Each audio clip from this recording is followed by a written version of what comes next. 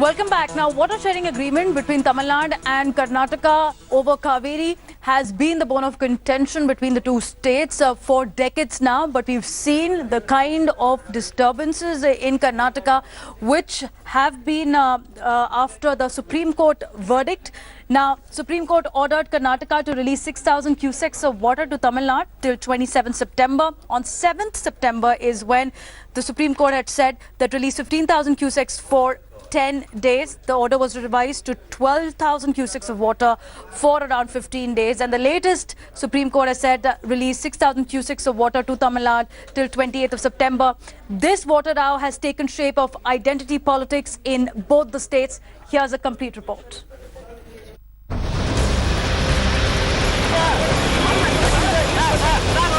Another Supreme Court order and the standoff widens.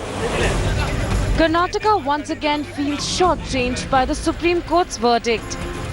The apex court directed the state to release 6,000 cusecs of water to Tamil Nadu until September 27th.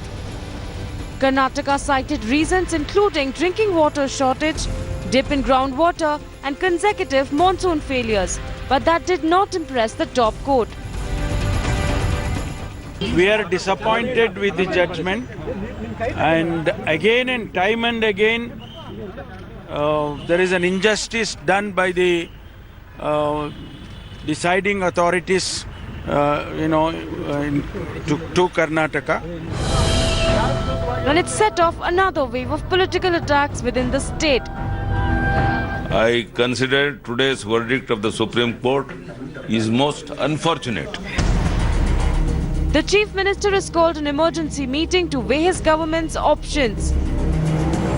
Since we do not have water, it is very difficult to implement. It is an unimplementable order. I have called a all-party meeting. In that meeting also we will discuss the pros and cons of this order. But as Tamil Nadu welcomes the order, there is a political slugfest over the Cauvery issue.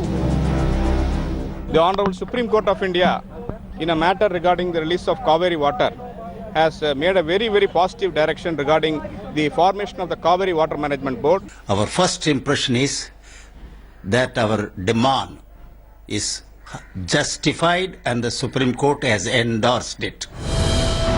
As border tensions escalate, curbs under Section 144 has been imposed in Bengaluru till 27th of September.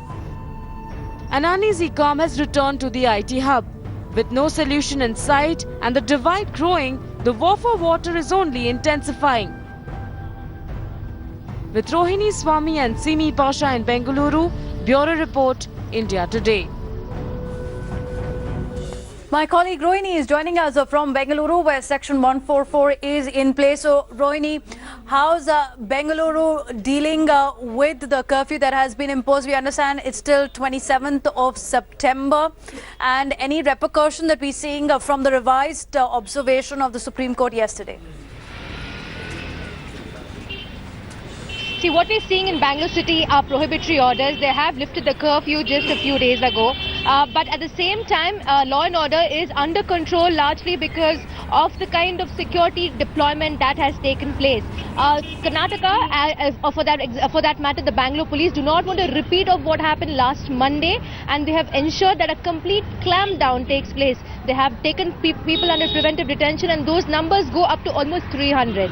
Now, in terms of how Karnataka is reacting to it, we're seeing how the farmers have been reacting in Mandya with protests, and they feel, and we have heard the Chief Minister of Karnataka also saying that's an unimplementable order. Now, what has happened is the Cauvery Water Supervisory Committee had suggested 3,000 cusecs and they're a technical team, and based on their observation they said Karnataka needs to release. But despite that, the apex court's decision of 6,000, which is double the amount of water to be released, is almost becoming impossible. But I also spoke to the former Chief Minister, Mr. S.M. Krishna, and he also faced a similar situation during his regime. Absolutely, and on that note, Rohini, let's take a listen in to that reaction that you got from former Karnataka Chief Minister S.M. Krishna. He faced the same situation as Rohini is pointing out on the Cauvery water row, but there has been more criticism for the Siddaramaiah government this time round for failing to implement proper security measures around the state to prevent any untoward incidents? Let's take a listen to what S.M. Krishna told India Today.